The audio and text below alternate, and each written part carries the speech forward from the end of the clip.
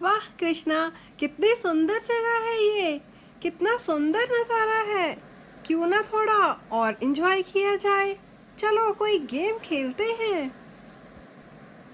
बोलो टीनी, कैसे गेम खेलना चाहोगी? मैं तो खेलने के लिए तैयार हूँ।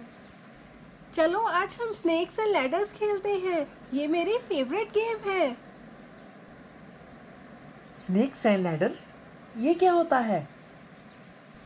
हे भगवान, क्या तुम सच में स्नेक्स एंड लैडर्स नहीं जानते या फिर मुझसे मजाक कर रहे हो? मुझे सच में इसके बारे में नहीं मालूम। देखो तो, इसको बोलते हैं स्नेक्स एंड लैडर्स गेम। लेकिन तुम वैदिक पढ़ाई करने वालों को इसके बारे में क्या मालूम? हा हा हा हा, मुझे हंसी आ रही है। पगली, इसे तो मोक्ष पट्टम कहते हैं। मोक्ष पट्टम? वो क्या होता है? तो सुनो टिन्नी और मेरे दोस्तों, मैं आपको विस्तार से इसके बारे में बताता हूँ। दोस्तों, स्नेक्स एंड लैडर्स या यूं कह लीजिए सांप सीढ़ी, ये कोई विदेशी गेम नहीं है। ये शुद्ध प्राचीन भारतीय खेल है जिसको मोक्ष पट्टम कहते हैं। अगर इस खेला को विदेशी चश्मे से देखा जाए तो ये सिर्फ भाग्य पर आधारित कहा जाएगा। आपने पासा फेंका और उस आधार पर आप सीढ़ी चढ़ जाते हो, या फिर भाग्य साथ ना दे तो सांप के काटने पर नीचे लुढ़क जाते हैं।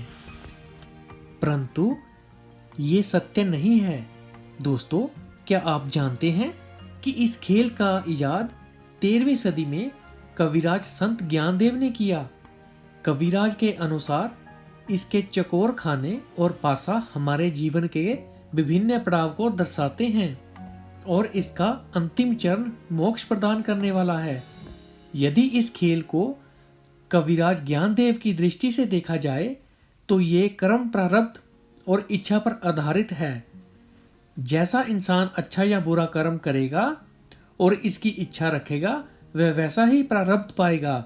सरल भाषा में इसको good deeds versus bad deeds कहा जा सकता है। अपने जीवन पथ पर चलते चलते अगर हम कोई बुरा काम करते हैं तो इस खेल में सांप हमें डस के नीचे की ओर गिरा देता है, और इसके विपरीत जब हम अपने जीवन पथ पर अच्छे कर्म करते चले जाते हैं तो सीढ़ी हमें कामयाबी की ओर अग्रसर कर देती है। इस खेल के अनुसार जो अपने इस जीवन चक्र में अच्छे और बुरे दोनों कर्मों को भोग लेता है, वह मोक्ष का भागी बन जाता है।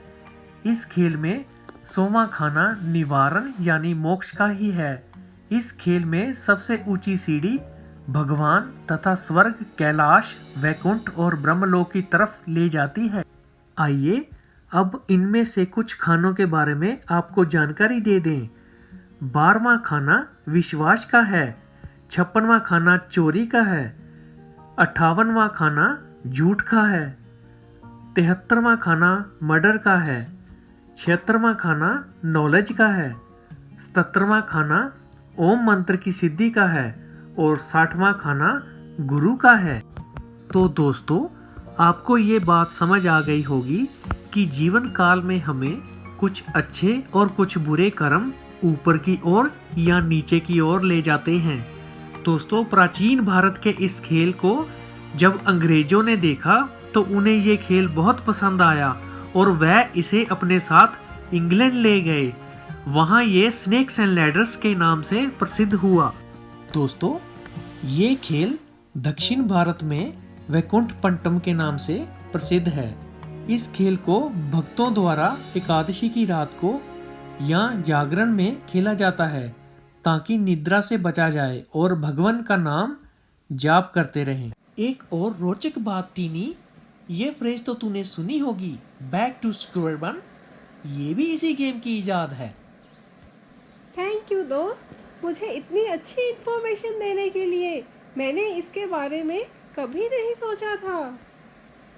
आओ चलो अब खेलें तुम्हारी स्नेक्स एंड लैडर्स। नहीं नहीं, तुम्हारे वाली मोक्ष पट्टम। हा हा हा हा।